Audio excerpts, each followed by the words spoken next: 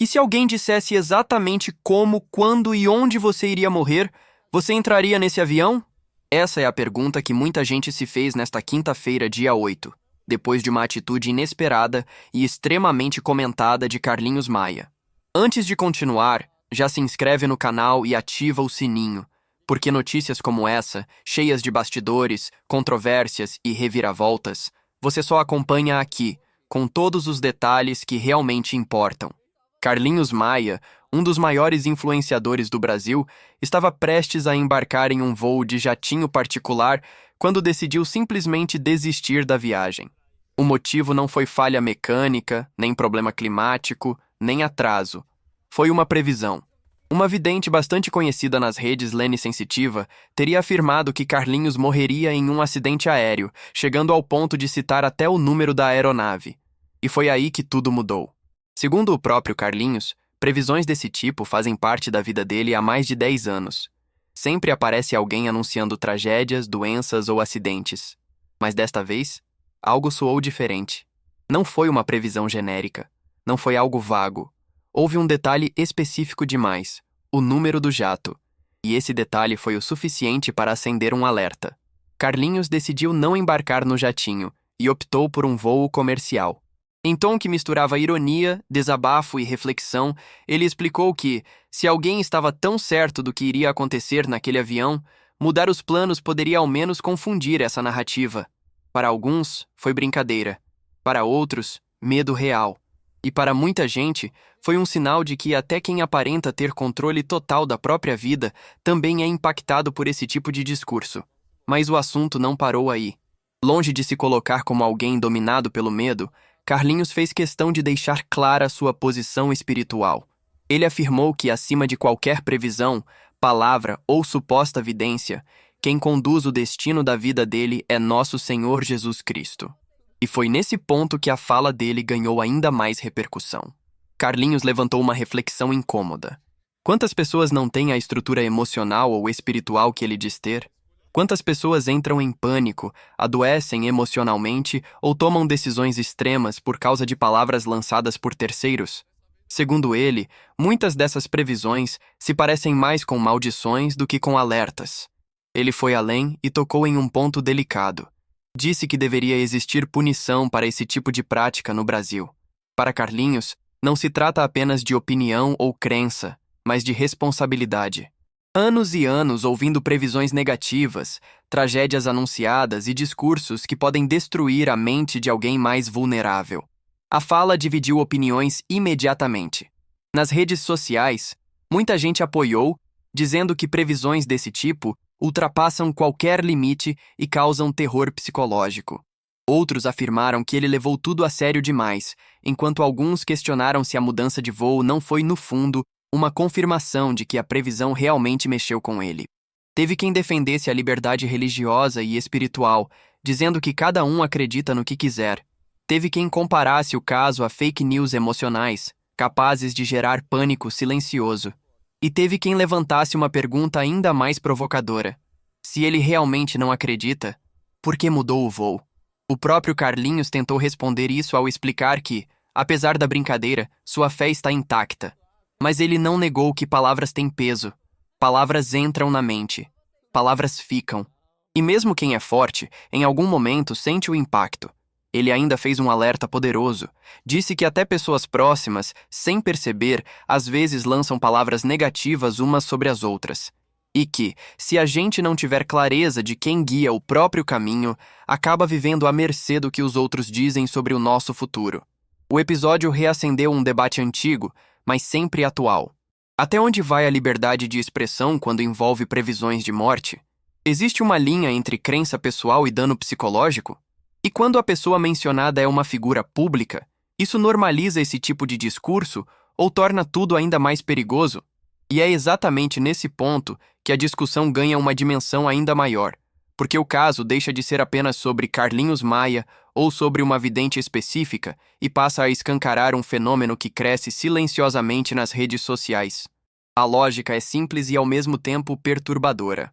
Previsões genéricas raramente chamam atenção. Previsões específicas, principalmente quando envolvem morte, tragédia ou datas, explodem em alcance, engajamento e compartilhamentos. O medo, goste-se ou não, ainda é uma das engrenagens mais poderosas da internet. Muita gente começou a se perguntar se esse tipo de conteúdo não se aproveita justamente da vulnerabilidade emocional do público. Quando um nome conhecido é citado, a previsão ganha status de notícia. Quando envolve avião, morte e números exatos, o impacto se multiplica. E aí surge a pergunta incômoda que poucos querem responder abertamente. Existe responsabilidade sobre aquilo que se diz em nome de uma suposta espiritualidade, ou tudo pode ser justificado como crença pessoal? O episódio com Carlinhos expôs uma ferida antiga. Influenciadores, artistas e figuras públicas convivem há anos com previsões, rumores e teorias lançadas como se fossem alertas espirituais, mas que na prática funcionam como sentenças públicas. Alguns ignoram completamente, outros reagem. E quando reagem, como foi o caso, acabam alimentando ainda mais a discussão. Nas redes, o vídeo em que Carlinhos comenta o assunto passou a circular de forma intensa. Em poucos minutos, cortes com frases fora de contexto começaram a aparecer. Alguns diziam que ele estava com medo. Outros afirmavam que ele estava zombando. Teve quem dissesse que ele confirmou a força da previsão ao mudar de voo. Teve quem defendesse que a troca por um voo comercial foi apenas um gesto simbólico, quase uma ironia diante da situação. A mídia tradicional também entrou no jogo, mas de forma cautelosa. Portais noticiaram o fato destacando a reação de Carlinhos e suas falas sobre fé e responsabilidade. Nenhum veículo afirmou que a previsão fosse verdadeira. Ainda assim, o simples ato de noticiar já ampliou o alcance da vidente e reacendeu debates antigos sobre o limite entre espiritualidade e sensacionalismo. Nos comentários, o público se dividiu em blocos muito claros. Um grupo dizia que esse tipo de previsão é cruel e deveria ser tratado com mais rigor. Outro defendia que ninguém é obrigado a acreditar e que o problema estaria na reação de quem recebe a mensagem. Um terceiro grupo, talvez o mais silencioso, confessava que, no lugar de Carlinhos, também teria evitado o voo, mesmo dizendo não acreditar. E é aí que mora uma das maiores contradições humanas. Mesmo quem afirma não acreditar em previsões, admite que certas palavras ficam ecoando na cabeça.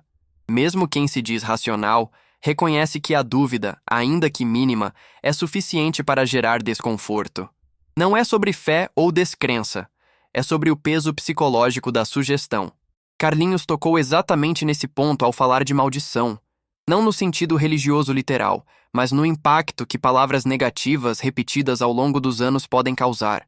Ele citou que convive com isso há uma década. 10 anos ouvindo previsões de tragédia. 10 anos tendo que filtrar o que entra na mente. E se alguém com estrutura, dinheiro, apoio e fé declara que isso cansa, o que dizer de quem não tem nada disso? O caso também reacendeu uma discussão jurídica que costuma ficar escondida. Até que ponto uma previsão pública pode ser considerada dano moral ou psicológico? Especialistas lembram que não se trata de criminalizar crenças, mas de avaliar o contexto, o alcance e a consequência. Quando uma fala atinge milhões de pessoas e envolve morte de alguém identificável, o impacto deixa de ser individual. Mesmo assim, o debate é delicado. Regular esse tipo de conteúdo abre margem para acusações de censura. Não regular mantém um terreno fértil para discursos alarmistas. E no meio disso tudo, o público consome, comenta, compartilha e amplifica, muitas vezes sem perceber que está participando da engrenagem. Outro ponto que chamou atenção foi a forma como Carlinhos tentou equilibrar humor, ironia e seriedade. Ao mesmo tempo em que disse que mudou o voo para confundir a previsão, reforçou várias vezes que sua fé não foi abalada. Para alguns, isso soou contraditório. Para outros, foi apenas humano. Afinal, ninguém é feito de certezas absolutas o tempo todo. O próprio fato de ele optar por um voo comercial gerou especulações. Teve quem dissesse que isso seria ainda mais arriscado, o que desmontaria a lógica do medo. Outros interpretaram como um gesto simbólico, quase um recado de que não se deixaria controlar por uma narrativa específica. Nada disso foi confirmado por ele, mas a ausência de uma explicação fechada só aumentou a curiosidade. Enquanto isso, o nome de Lene Sensitiva continuava circulando. Pessoas passaram a buscar previsões antigas, vídeos antigos, frases soltas. Algumas previsões nunca se concretizaram, outras foram reinterpretadas com o tempo. E isso expôs um padrão comum nesse tipo de conteúdo. Quando nada acontece, a previsão é esquecida. Quando algo parecido ocorre, mesmo que por acaso, ela é resgatada como prova de acerto. Esse mecanismo é conhecido e poderoso. Ele se baseia na memória seletiva e na necessidade humana de encontrar sentido no caos. E a internet potencializa isso de forma brutal. Um corte de 15 segundos é suficiente para criar uma narrativa inteira. Carlinhos, ao falar sobre punição, não citou nomes nem pediu algo específico, mas abriu uma porta perigosa para quem trabalha com previsões públicas. A partir daquele momento, o debate deixou de ser apenas espiritual e passou a ser social. Quem pode falar o quê? Com que responsabilidade? Para quantas pessoas? Alguns influenciadores entraram na discussão defendendo Carlinhos, dizendo que já passaram por situações parecidas. Outros ficaram em silêncio, talvez por medo de atrair esse tipo de atenção. E o silêncio, nesse caso, também comunica algo. Comunica que o problema é mais comum do que se imagina. Outro aspecto pouco comentado, mas extremamente relevante, é o impacto disso no público jovem. Muitos seguidores de Carlinhos são adolescentes ou jovens adultos, ainda formando suas referências emocionais e espirituais. Quando veem uma previsão de morte associada a alguém que admiram, o efeito pode ser devastador. Medo, ansiedade e paranoia não aparecem do nada. O próprio Carlinhos mencionou isso de forma indireta, ao falar de pessoas que ficam à mercê da palavra do outro. Ele não falou só de si. Falou de um sistema inteiro que normaliza o discurso negativo como entretenimento. E talvez seja esse o ponto mais incômodo de toda essa história. A previsão não foi feita em um espaço privado.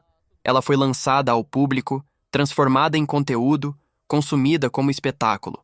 E quando algo assim acontece, todos os envolvidos, inclusive quem assiste, fazem parte da cadeia.